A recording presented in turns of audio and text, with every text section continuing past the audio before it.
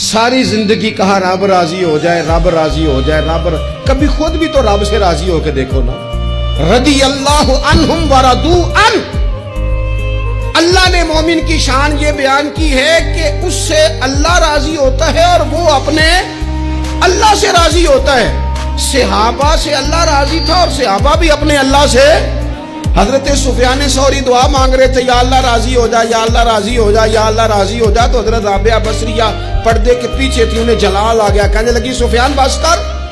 आप कहने लगे राबिया तुझे क्या हुआ, तू क्यों गुस्सा कर रही है? कहने लगी अपने रख हाथ सीने पर और बता तू अपने रब से राजी है? तू तो रोज कहता है फलां शय चाहिए फलां, पहले तू तो राजी हो ना।